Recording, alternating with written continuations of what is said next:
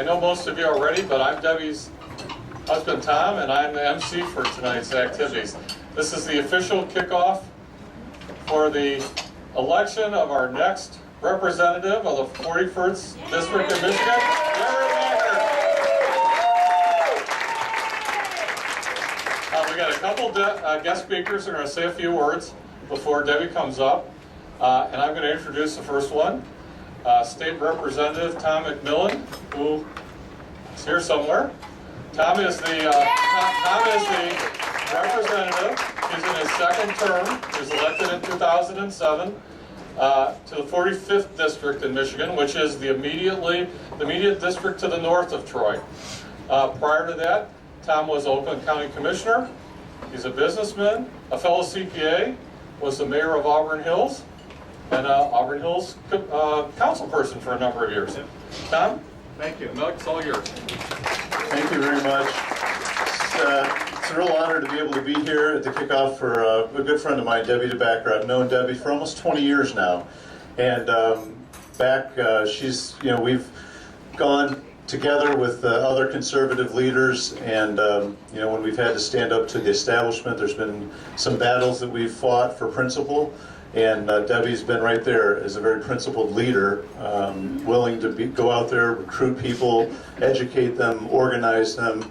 And I came up through the grassroots. Debbie has too, and it's important there in Lansing. You can oftentimes lose that and think that it's all about you and it's all, we're the ones that are important in Lansing. We're really, if you come, I think, from the grassroots, you come from a different perspective, one that really understands. And Debbie, being a mother of 3 boys, I think she brings quite a lot of knowledge in that area as well. Being a CPA like myself, I was the only one last session. This year we have 2 others, plus our governor is a CPA. But certainly, I mean, the main role of the legislature is to pass a $47 billion budget and to try to understand what's in there. And it's good having a governor that cares about numbers and about trying to keep government small and keep the money in the hands of the people. But it'll certainly be a great plus to have another CPA there in Lansing. But also, I've worked many years with Debbie on education issues, and it'll be something that we really need. There's a real battle in Lansing and nationally regarding really retaining control. The feds are always wanting more and more control, and there's issues right now. I'm trying to push them down the road till we get some reinforcements like Debbie, where people are moving more and more towards federal curriculum, federal standards, federal curriculum. And there's very few that really understand those issues, and Debbie is one that really has lived it and understood it. If you know Debbie, you've heard her talk about education issues, and it's something that is critical to our future. The old saying that those that are in the classroom will end up being our leaders, and it's true. And there's a battle going on right now, and we need somebody like Debbie there. She's very dedicated. I ran Pat Buchanan's campaign in Iowa back in 1999, his straw poll. Debbie came out to Iowa, and I remember did phone banking and worked for him. She's somebody who will get right there and do the tough work. And now it's time for her to go to Lansing and be a part of what I hope to be a continued majority in the House. I could see Debbie as a chair someday, chairing education. That would be a great thing as well. But she also understands a lot of other, Debbie's got the guts. I mean, we've stood up to some powerful interests in the party from time to time when they needed to be stood up to, and Debbie's been right there, and she has unflinching courage when it's needed. And when you're in a caucus like we have 63 members. One person makes a huge difference. Right now, there's about 4 or 5 of us that kind of lead the conservative wing of the caucus, and a lot, we really, when we get up to make arguments, every person counts, and it's extremely valuable to have one more person there who knows what she's talking about, who's got a good head on her shoulders, good CPA, doesn't hurt, and we're battling issues all the time that sometimes appear conservative. We're turning them around. I know she's good on corporate welfare. It's a big deal right now, and then we've got a governor who's getting rid of a lot of that. But we need people there who realize that it's not fair to pick winners and losers. We need to try and make sure that everybody gets a reduced rate, and not just the ones that have lobbyists and get favors from Lansing and expect them. And so I'm excited about Debbie. She's a hard worker. I know she's already been out knocking on doors. I've called her a couple times in the last month, and she's been out there knocking on doors while I call her. She'd tell me that she has to go, and she's knocking on doors. So I know that she has the work. You know, she's somebody who will do the work, and I certainly would encourage any support for her. I think that this race looks like it's going to be a good one. There's several people in it, and somebody like Debbie could certainly make it to the finish line. I have no doubt about that, and I'm very excited about her chances. Debbie, I'm excited, and I thank you all for coming.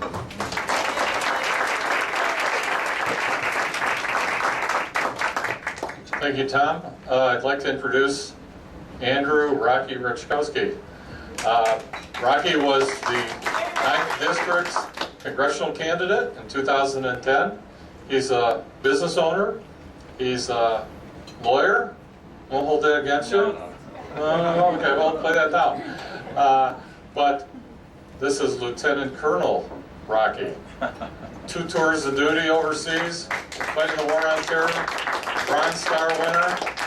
More dangerous than that, though. No. He served 3 terms in the State House of Representatives, fighting the war on the domestic terrorists, and was the floor majority leader. Thank you, Rocky. Thanks, Tom. Can everybody hear me if I don't use the microphone? Yeah. All right, outstanding. I'm here to tell you all a confession. I'm a backer of DeBacker.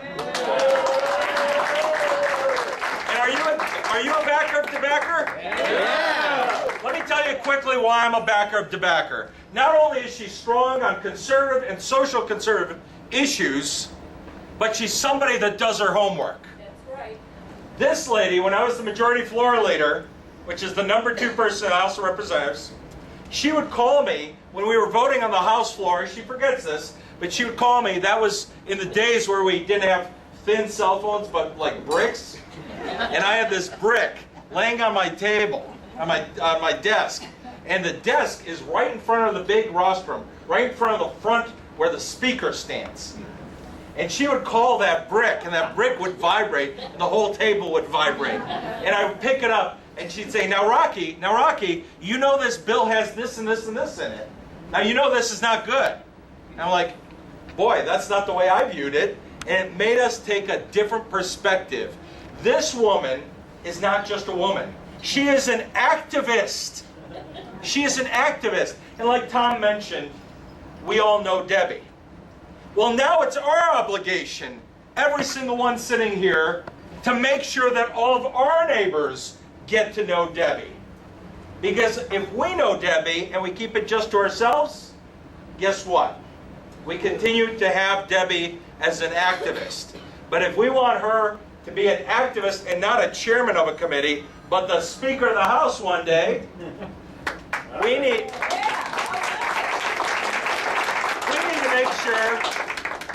make sure that all of our friends, relatives, and neighbors get to know Debbie. Because Debbie DeBacker is someone that you can count on. She's not a wishy-washy type. For all of us that know, when she stands firm on a position and she does her homework, she does not back down.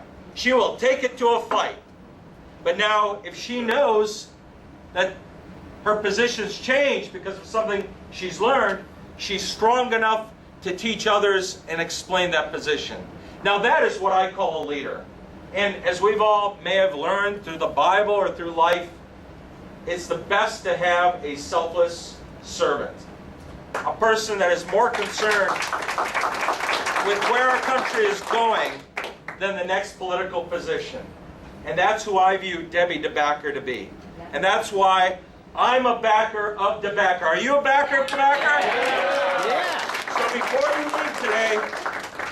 you leave today, what a beautiful brochure.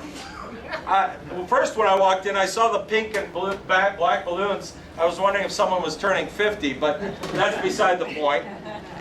If you can fill out this card and make sure either Brian Koss or somebody on your way out gets this card, We need everybody involved. We need everybody in a database. We need to make sure who will take a yard sign, who will talk to their neighbors, who will knock on doors. Because, folks, we know it works. We've just got to take it to the next level for somebody that deserves it. Thank you very much for allowing me to be here and share some words with you. Thank you. Excellent job.